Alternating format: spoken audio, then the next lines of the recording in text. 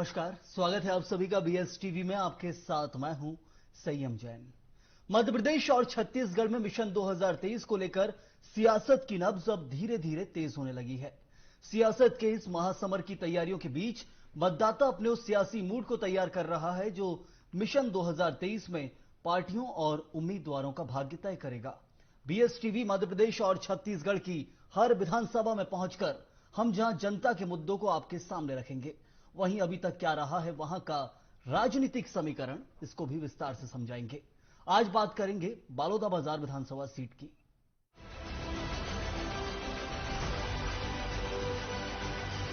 कांग्रेस बगल की सरकार हर वर्ग को लाभ पहुंचा रही है। भाजपा का 15 साल बेमिसाल रहा है। 2023 में चुनाव है, उसमें कांग्रेस ही आई। एक भी घोषणा पूर्ण नहीं हुआ है आज छत्तीसगढ़ सरकार में। छत्तीसगढ़ में इस साल विधानसभा का चुनाव होना है और इसकी रणनीति को जानने के लिए बलौदाबाजार बीएसटीवी की टीम पहुंची है। बलौदाबाजार की बात करें तो बलौदाबाजार जो है बैल और बोदा अर्थात भैंस और बैल के बाजार के नाम से प्रसिद्ध है पूरे दुनिया भर में। ये उपलब्धि इसकी यह भी है कि यहाँ पर 7 सीमेंट प्लांट हैं, जिसके कारण बलौदाबाजार पूरे विश्व भर में अपना परचम लहराए हुए है। बलौदाबाजार का जो इतिहास है, यहाँ विधानसभा की बात करें तो 1952 में पहला विधानसभा चुनाव हुआ था और उसके बाद से यहाँ पर लगातार चुनाव हो रहा है। बलौदाबाजार अपना खुद का अस्तित्व जिले के रूप में 2012 में बनाया और रायपुर से अलग होकर के बलौदाबाजार अलग जिला बना।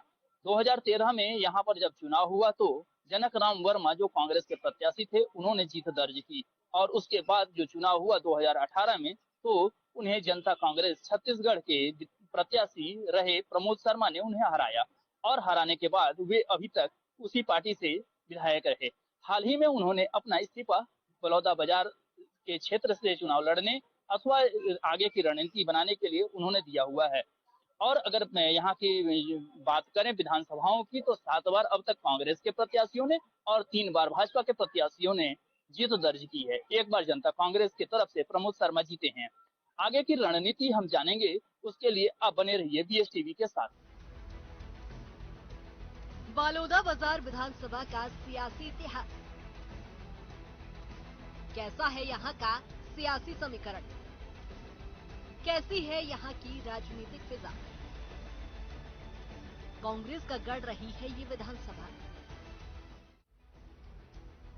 छत्तीसगढ़ में इस साल के अंत में होने वाले विधानसभा चुनाव को लेकर राजनीतिक दल और पार्टी से दावेदारी करने वाले नेताओं से लेकर चुनाव आयोग तक एक्शन मोड में नजर आ रहा है। जहां एक तरफ चुनाव आयोग मतदाता सूची तैयार करने और मतदाताओं को जागरूक करने के लिए अभियान चला रहा है, तो वहीं दूसरी ओर राजनीतिक दल प्रत्याशियों से दावेदारी के लिए आवेदन मंगा रहे हैं। बात करें दावेदारों की तो सभी पार्टियों के नेता नामों के ऐलान से पहले ही अपने बैनर और पोस्टर से शहर की सड़कों को भर रहे हैं। छत्तीसगढ़ की राजनीति में बालोदाबाजार भी एक अहम सीट है।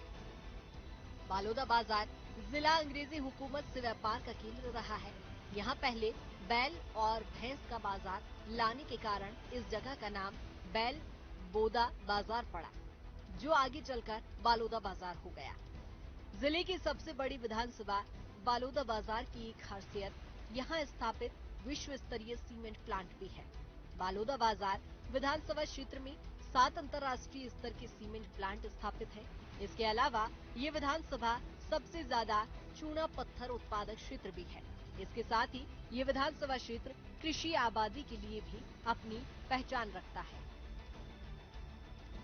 देखिए, बलौदाबाजार विधानसभा का अस्तित्व जो है वो सन 77 से अगर हम हिसाब लगाएं, जो बीच में तो बलौदाबाजार विधानसभा का स्वरूप कुछ दूसरा था जब करही मेकरिक इलाका था सन 77 में, और 2008 में नए परिसीमन के बाद तिल्दा नेवरा का इलाका हमारे बलौदाबाजार विधानसभा में जुड़ा है। अगर कायदे से देखा जाए तो सन 77 में वंशराज तिवारी विधायक थे, 80 में गणेश शंकर वाजपेयी विधायक थे, 85 में नरेंद्र मिश्रा विधायक थे और 90 में सत्यनारायण के सर्वानी जी विधायक थे, 93 में श्रीमती करुणा शुक्ला विधायक थी और 93 से 98 से 2003 गणेश शंकर वाजपेयी विधायक रहे। 2003 से 2008 तक गणेश शंकर वाजपेयी विधायक रहे। 2008 में लक्ष्मी बघेल विधायक बनी और 2013 में जनक राम वर्मा विधायक बने। कुल मिलाकर बलौदाबाजार का ये विधानसभा का इतिहास है। बालोदा बाजार की राजनीतिक पृष्ठभूमि की बात करें तो यहाँ की राजनीति पूरी तरह से जातीय समीकरणों पर केंद्रित रही है। 1952 से 2018 तक हुए विधानसभा चुनाव में सबसे अधिक 7 बार कांग्रेस, 3 बार बीजेपी और 1 बार छत्तीसगढ़ जनता कांग्रेस ने इस सीट से जीत दर्ज की है। इस विधानसभा क्षेत्र से 1952 में पंडित चक्रपाणी शुक्ल, 1957 में ब्रजलाल वर्मा विजयी हुए, 1962 में मनोहर दास, 1963 के उपचुनाव और 1967 के चुनाव में ब्रजलाल वर्मा, 1972 में दौलत राम वर्मा, 1977 में पंडित वंशराज तिवारी, 1980 में गणेश शंकर वाजपेयी, 1985 में नरेंद्र मिश्रा, 1990 में सत्यनारायण केशरवानी, 1993 में करुणा शुक्ला, 1998 और 2003 में गणेश शंकर वाजपेयी, 2008 में लक्ष्मी बघेल, साल 2013 में जनक राम वर्मा और साल 2018 में प्रमोद कुमार शर्मा विधायक बने। पिछले 3 चुनावों की बात करें तो यहाँ की जनता जीते हुए प्रत्याशी को अगले चुनाव में हराती रही है। इतना ही नहीं, इस विधानसभा में सरकार के विपरीत पार्टी का प्रत्याशी यहाँ से चुनाव जीतता रहा है। इसका असर यहाँ के विकास कार्यों पर भी देखने को मिलता है। ये विधानसभा वैसे तो कुर्मी और साहू बाहुल्य है, लेकिन इस क्षेत्र की जनता अब तक सर्वाधिक बार ब्राह्मण प्रत्याशी को ही विधानसभा की बागडोर सौंप चुकी है।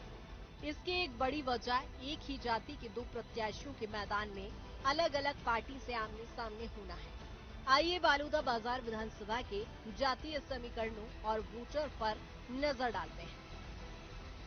तो पिछले 77 से लेके अब तक के सिर्फ 2 बार पिछड़े वर्ग के लोग चुनाव जीते हैं। एक बार भारतीय जनता पार्टी से और एक बार कांग्रेस पार्टी से। वर्तमान में जो विधायक हैं प्रमोद शर्मा, वो भी सवर्ण वर्ग से आते हैं और जोगी जनता कांग्रेस से चुनाव जीते हैं। जहां तक बलौदाबाजार का सवाल है, बलौदाबाजार एक बड़ा संस्कारित जगह है। यहाँ राजनीतिक मतभेद तो होता है, मगर राजनीतिक मतभेद की स्थिति नहीं होती है। आमतौर पर ये इस बात के लिए हम गर्व कर सकते हैं कि बलौदाबाजार में अभी भी राजनीति में जहां मर्यादाओं को तिलांजलि दे दी गई है, अभी भी बलौदाबाजार में मर्यादा कायम और एक दूसरे के लोग चाहे पक्ष में हो, विपक्ष में हो, भारतीय जनता पार्टी में हो, किसी भी दल में हो, एक दूसरे का सम्मान करते हैं। बालोदा बाजार में मतदाता, कुल मतदाता 2,68,241, पुरुष मतदाता 1,34,302, महिला मतदाता 1,33,936, अन्य मतदाता 3। 2,68,000 से अधिक आबादी वाले बालोदा बाजार में करीब 1,34,000 पुरुष मतदाता हैं और 1,33,000 महिला मतदाता हैं, जो इस चुनाव में काफी महत्वपूर्ण किरदार में रहेंगे। इसके साथ ही अगर जातिगत समीकरण की बात करें तो बालोदा बाजार में ओबीसी वर्ग के मतदाता सबसे अधिक है। यहाँ वर्मा समाज का वोट बैंक काफी हावी है। यहाँ पिछड़े वर्ग के 79% मतदाता तो 34% कुर्मी, 32% साहू, 7% केवट, 6% यादव, 10% सतनामी और अनुसूचित जनजाति के 7% मतदाताओं के साथ ही 4% ब्राह्मण मतदाता हैं।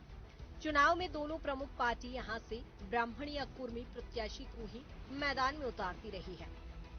इस सीट से जीतने की बात की जाए तो सबसे ज्यादा बार ब्राह्मण और उसके बाद कुर्मी उम्मीदवार ने जीत दर्ज की है। विधानसभा बलौदाबाजार की रणनीति शुरू से एक वर्मा समाज को लेकर यहाँ पे रही है और वर्मा समाज का वोट बैंक यहाँ पे काफी है जो एक प्रभावित करता है। लेकिन अभी तक जो देखें तो जब 2 वर्मा लड़े हैं तो तीसरे किसी न किसी को फायदा हुआ है, चाहे गणेश शंकर वाजपेयी को देखें, चाहे प्रमोद शर्मा को देखें, चाहे नरेंद्र मिश्रा को देखें। ब्राह्मण जब यहाँ पे खड़ा हुए वो चुनाव जीता है और वो अधिकतर साहू और जो शेड्यूल कास्ट वर्ग का जो वोट बैंक है ये उनको सपोर्ट करता है कि 2 वर्मा की लड़ाई में तीसरे की भलाई होती है। बालोदा बाजार का सियासी समीकरण।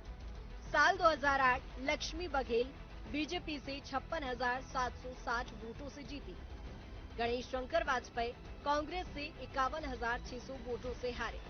5,160 वोटों का अंतर रहा। साल 2013 जनक राम वर्मा कांग्रेस से 76,549 वोटों से जीते। लक्ष्मी बघेल 66,572 वोटों से हारी। 9,977 वोटों का अंतर रहा। साल 2018 प्रमोद कुमार शर्मा जेसीसीजे से 65,251 वोटों से जीते। जनक राम वर्मा कांग्रेस से 63,122 वोटों से हारे। 2,139 वोटों का अंतर रहा। बालोदाबाजार पहले कांग्रेस का गढ़ था। 1952 से बालोदाबाजार विधानसभा अस्तित्व में है। तब से अब तक 7 बार कांग्रेस के विधायक, 3 बार बीजेपी के विधायक और 1 बार जोगी कांग्रेस के विधायक चुने गए। 2008 विधानसभा चुनाव में बीजेपी से लक्ष्मी बघेल ने कांग्रेस के गणेश शंकर वाजपेयी को हराकर विधायक चुनी गई। साल 2013 विधानसभा चुनाव में एक बार फिर कांग्रेस के जनक राम वर्मा को जनता ने मौका दिया। उन्होंने बीजेपी की लक्ष्मी बघेल को हराया। साल 2018 यानी पिछले चुनाव में जेसीसीजे के प्रमोद कुमार शर्मा ने अपने प्रतिस्पर्धी कांग्रेस के जनक राम वर्मा को 2,139 मतों से हराया था और जीत हासिल की थी। अभी प्रमोद कुमार शर्मा यहां से विधायक है, लेकिन अभी कुछ समय पहले ही प्रमोद शर्मा ने जनता कांग्रेस पार्टी से इस्तीफा दे दिया। सीमेंट प्लांट का हब कहे जाने वाले बालोदाबाजार विधानसभा की बागडोर कभी भी एक पार्टी के हाथ में नहीं रही। यहाँ से जो भी जीता वो अब तक अगले चुनाव में हारा है, फिर चाहे वो भाजपा का प्रत्याशी रहा हो या फिर कांग्रेस का। क्या है यहाँ के स्थानीय मुद्दे? औद्योगिक क्षेत्र के लिए मशहूर बालोदाबाजार, सड़कों की दयनीय स्थिति, शिक्षा और स्वास्थ्य की समस्या, विकास की दरकार। छत्तीसगढ़ की बालोदाबाजार विधानसभा को औद्योगिक क्षेत्र के नाम से जाना जाता है। यहाँ 7 सीमेंट फैक्ट्रियां हैं, इसीलिए इसे व्यावसायिक शहर भी कहा जाता है। व्यावसायिक शहर होने के बावजूद भी बालोदाबाजार में विकास की दरकार है। यहाँ औद्योगिक क्षेत्र होने के बाद भी स्थानीय लोगों को रोजगार नहीं मिल पाता है। शिक्षा और स्वास्थ्य का स्तर भी उतना अच्छा नहीं। केवल सड़कें, और ये सड़कों की दिशा में हम आज बहुत पीछे हैं। और अन्य जहाँ बोलते हैं बड़े बड़े बिल्डिंग करें, आप शिक्षा के देश में देखें तो हम बहुत अभी पिछड़े हैं। बिल्डिंगें पूरी खराब चुकी है। बच्चे ऐसे हैं जो कभी कहीं पानी भरा हुआ है, कहीं कुछ भरा हुआ है। तो शिक्षा स्वास्थ्य के क्षेत्र में देखें तो वो ट्रांसफर लेवल है। जिला चिकित्सालय बना दिया, लेकिन यहाँ पे एक अच्छे डॉक्टर्स की कमी है। 7 सीमेंट फैक्ट्री है, लेकिन जो एक सुविधा चिकित्सा क्षेत्र में चाहिए यहाँ पे नहीं है। तो कहीं ना कहीं यहाँ पे एक जो विकास होना चाहिए शिक्षा स्वास्थ्य को लेकर, वो यहाँ पे नहीं देखने को। देखिए, बलौदाबाजार में विकास तो पर्याप्त तादाद में हुआ है। 12 से लेके 2023 तक 11 साल हुआ है। 11 साल में यहाँ महाविद्यालय के भवन बने, उसका उन्नयन हुआ, कंपोजिट बिल्डिंग बनी, जिला अस्पताल बना, ऑडिटोरियम बना, ओपन जिम का मैदान बना, सब बना है। जिस अनुपात में दूसरे जिलों का विकास हुआ है, उसी अनुपात में इस जिले का भी विकास हुआ है। हाँ, ये जरूर कह सकते हो कि बलौदाबाजार जिला जिस तरह से औद्योगिक हब है, तो औद्योगिक हब का लाभ जो मिलना चाहिए यहाँ के निवासियों को और यहाँ के बेरोजगार लड़कों को, वो जरूर नहीं मिला। और उसके संबंध में प्रयास करने की आवश्यकता है, ताकि यहाँ पर की जमीन, यहाँ पर का खनिज, सारे चीजों का दोहन जब कंपनियां कर रही हैं, तो यहाँ के लोगों को चिकित्सा की सुविधा, शिक्षा की सुविधा, रोजगार की सुविधा उनको उपलब्ध कराना चाहिए। और लोगों के जीवन में उनके जीवन में परिवर्तन आ रहा है, तो यहाँ के लोगों के जीवन में भी परिवर्तन आना चाहिए। इस बात के प्रयास करने की आवश्यकता है। और मैं मानता हूँ कि जो भी जनप्रतिनिधि बनेगा वो इस विषय में जरूर प्रयास करेगा। हालांकि यहाँ पर ना तो बीजेपी का विधायक है और ना ही कांग्रेस का, लेकिन सियासत तो हर जगह होती है। वैसे यहाँ भी है। बीजेपी बालोदाबाजार में किसी भी प्रकार के विकास से साफ इनकार कर रही है। बीजेपी का कहना है कि यहाँ अभी तक जो भी विकास हुए हैं वो बीजेपी के समय ही हुए हैं। बीजेपी का कहना है कि चुनाव से पहले अपने घोषणा पत्र में कांग्रेस ने 36 वादे किए थे, लेकिन एक भी पूरा नहीं कर पाए। सरकार सिर्फ घोटाले में लगी रही। मैं इस वक्त खड़ा हूँ बलौदा बाजार भाजपा कार्यालय में और यहाँ पर भाजपा के जिलाध्यक्ष हमारे साथ मौजूद हैं और भाजपा की पूरी टीम मौजूद है। तो आइए जानते हैं कि यहाँ पर चुनावी रणनीति किस तरीके से चल रही है, भाजपा किस तरह से तैयारी कर रही है इस बार चुनाव की बलौदा बाजार विधानसभा। भारतीय जनता पार्टी कार्यकर्ता हमेशा तैयार रहते हैं चुनाव जब होगा, लेकिन मुकाबला हम कभी नहीं समझते। बहुत अच्छा तरीका से हमारे कार्यकर्ता आज तैयार हैं। यहाँ पे 306 पोलिंग बूथ है। सभी पोलिंग बूथ में हमारे सभी कार्यकर्ता पूरा जी जान से लगे हुए हैं। आने वाला समय 2023 के जो नवंबर में चुनाव होगा, भारतीय जनता पार्टी की कोई भी प्रत्याशी हो, हमारा कमल छाप की जीत होगी। किस तरह से वर्तमान में जो सरकार काम कर रही है उसको लेकर के आप किस तरह से देखते हैं? 36 प्रकार की घोषणा की है, एक भी घोषणा पूर्ण नहीं हुआ है। आज छत्तीसगढ़ सरकार में शराब, आज गली गली में शराब बिक रही है, हर मोहल्ले में शराब बिक रही है। हमारे बेरोजगार युवाओं को रोजगार नहीं मिला। हमारे युवा साथी थे आज बेरोजगार पूरा घूम रहे हैं। और जो हमारे बच्चे पढ़े लिखे हैं, जिनको 2500 रुपया देने के लिए घोषणा किया था, वो भी पूरा नहीं किया। आज छत्तीसगढ़ में पूरे भ्रष्टाचार, आतंक, कमीशनखोरी पूरे छत्तीसगढ़ में चल रहा है कांग्रेसों का। भाजपा में 15 सालों तक कांग्रेस भाजपा की सरकार रही है, वरिष्ठ भाजपाई हमारे साथ में हैं, उनसे पूछते हैं कि किस तरह से भाजपा का कार्यकाल रहा और कांग्रेस का वर्तमान कार्यकाल रहा है। भाजपा का 15 साल बेमिसाल रहा है। हम सबको मालूम है कि हर वर्ग के लिए रमन सरकार जो उस समय थी, उन्होंने जो काम किया है वो सबको याद है। आज हम सबको याद है कि कैसे किसानों को 0% ब्याज पे ऋण मिल रहा था। आज हमको याद है कि हमारा बलौदाबाजार जिला डॉक्टर रमन सिंह की देन है। हमको ये भी याद है कि 15 साल के पहले, मतलब बीच में जो छत्तीसगढ़ राज्य बना उसके पहले, वो भी भाजपा सरकार और अटल बिहारी वाजपेयी जी की देन है। तो पूरा 15 साल में जो डेवलप हुआ है, आज ये स्थिति है कि भूपेश सरकार उस निर्माण कार्यों का ना ही कोई किसी किस्म का उसमें कोई देखभाल कर पा रही है और ना कोई उस पर रखरखाव कर पा रही है, ना उसकी रंगाई पुताई कर पा रही है। सड़कों का हाल बुरा है। तो 15 साल जो रमन सरकार ने किया वो हमारी बहुत बड़ी उपलब्धि है और हम उस मुद्दे को लेकर जनता के बीच जरूर जाएंगे, विकास के मुद्दे को लेकर। आज जितने भी विकास कार्य हुए 15 साल पहले हुए, आज आप एक भी चीज या बिल्डिंग उठा कर देख लो, भाजपा शासन काल की ही बनी। आज कांग्रेस शासन काल में 4.5 पौने 5 साल हो गए, कौन सी बिल्डिंग और कौन से रोड और कौन से नाली आज बने। केवल विकास जो हो रहा है शहर में वो 15वें वित्त आयोग से हो रहा है। आपको गिना दूं, नल जल योजना है जो 15वें वित्त से हो रहा है। आप जितनी भी स्वच्छता की कार्य हो रहे हैं 15वें वित्त से हो रहे हैं। आज मैं कहता हूँ राज्य शासन के द्वारा विकास कार्य के लिए पैसा आवंटन ही नहीं है राज्य शासन के पास। नरवा गरवा घुरुआबाड़ी की बात करती है कांग्रेस, तो नरवा गरवा घुरुआबाड़ी किस तरह से देखते हैं आप उसको? आप स्वयं देख रहे हैं, पूरा छत्तीसगढ़ की 3 करोड़ जनता देख रही है कि नरवा, गरवा और घुरुआबाड़ी। गरवा को आप देखे होंगे, भी आए होंगे तो गरवा पूरे सड़कों पे है। नरवा में 1 रुपए को कोई काम नहीं हुआ है।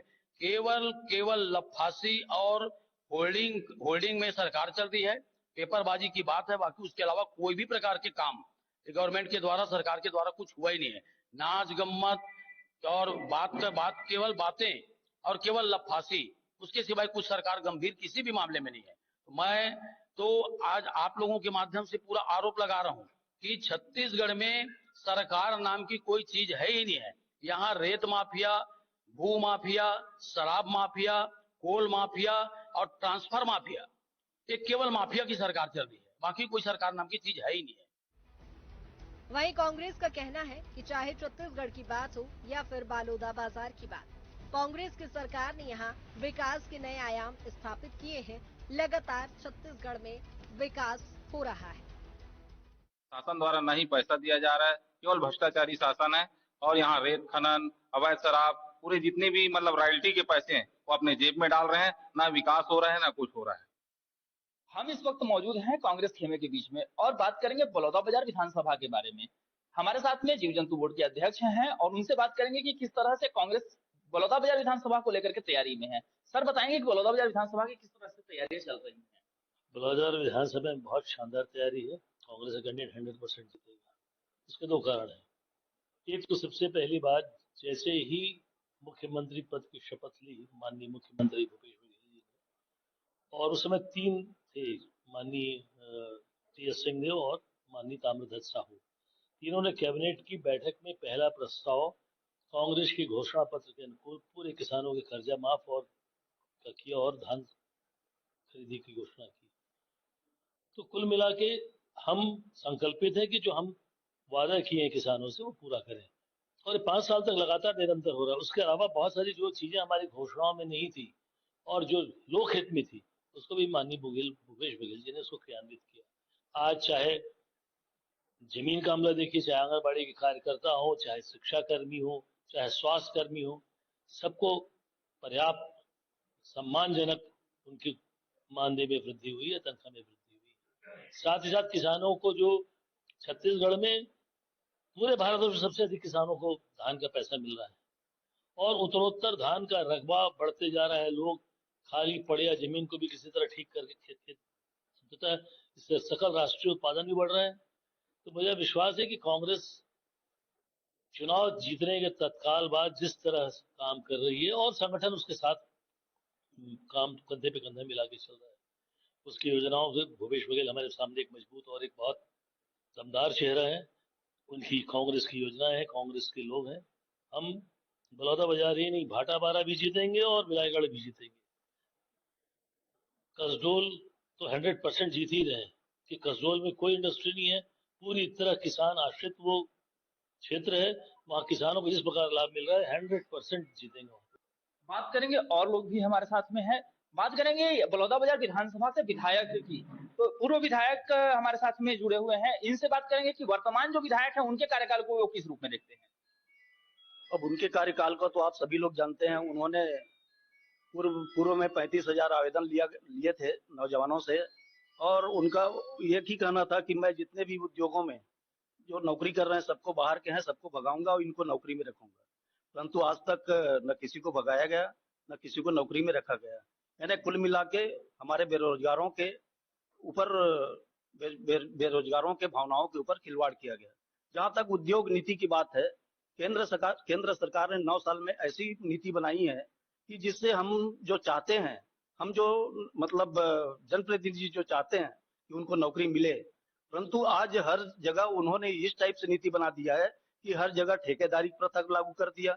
जबकि पूर्व में आप देख रहे हैं कि अंबुजा में 80% लोकल लोग परमानेंट नौकरी कर रहे थे, परंतु केंद्र सरकार की नरेंद्र मोदी की गलत नीति के कारण आज हम लोग लाचार हैं।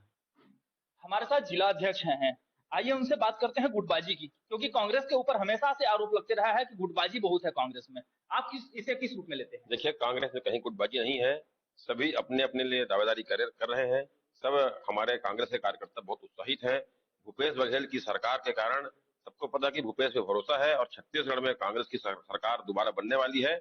और स्वाभाविक रूप से कांग्रेस में दावेदार है और हर पार्टी में होता है, और किसी प्रकार की कोई गुटबाजी नहीं है। सभी आप देखेंगे बलौदाबाजार में सभी नेता एक साथ एक मंच पे कार्यक्रमों में जाते हैं, कहीं पर कोई गुटबाजी नहीं है। और यह भ्रम फैलाया जा रहा है कि गुटबाजी है। कांग्रेस के कार्यकर्ता, कांग्रेस के नेता एक साथ मिलकर भूपेश बघेल की सरकार दोबारा बनाने के लिए कृत संकल्पित। छत्तीसगढ़ ऐसा राज्य है, भूपेश बघेल की सरकार ने जो मॉडल प्रस्तुत किया है वो देश में और विदेशों में भी चर्चा होने लगी है।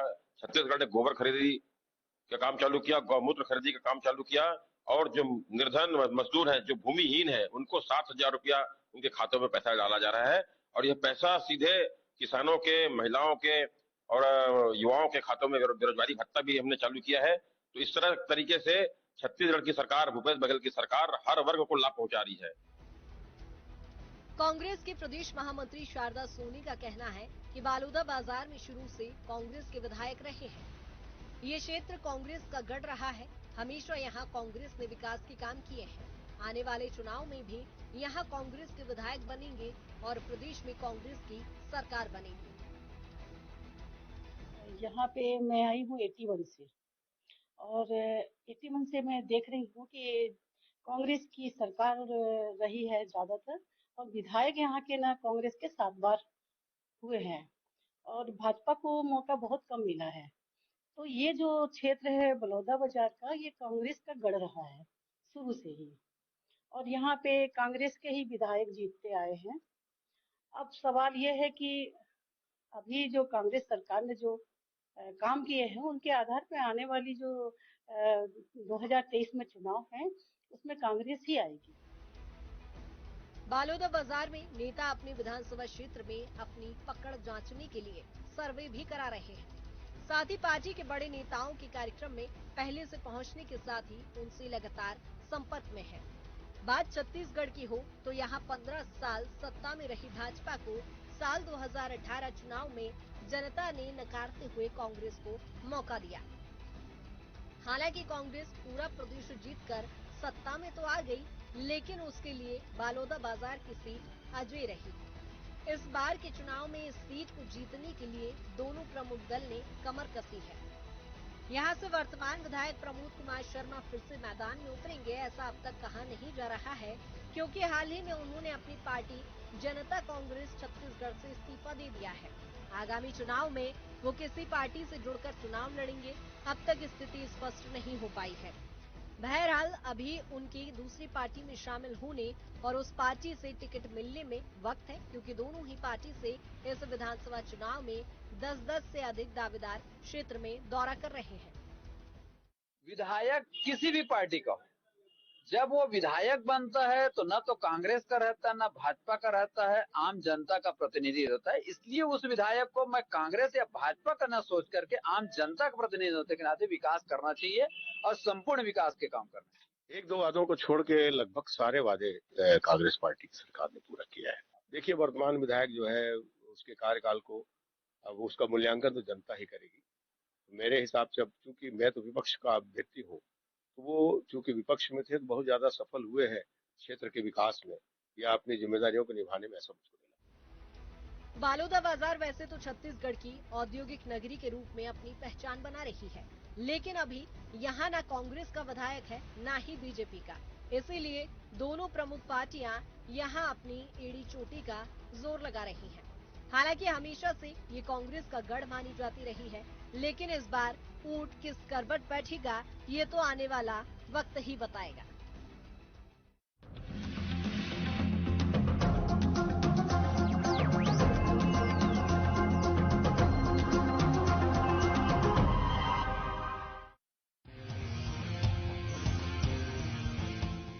मंजिलें हों चाहे जितने, पर राह सबकी एक।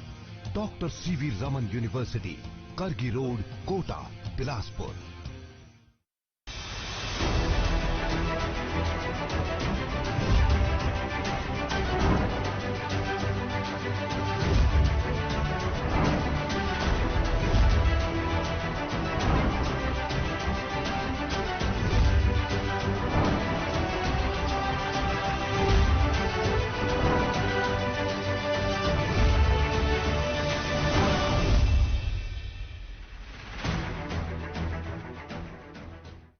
Rabindranath Tagore University Bhopal, only private university in MP to be NIRF ranked for 5 consecutive years. जहां है 600 से ज्यादा company tie-ups for placements, Atal Incubation Center for nurturing startups, Industry Academia collaboration for exposure of real industry world, 20 centers of excellence for research, साथ ही global festival विश्व रंग में शामिल होने का अवसर देता है। Rabindranath Tagore University, unlocking potential.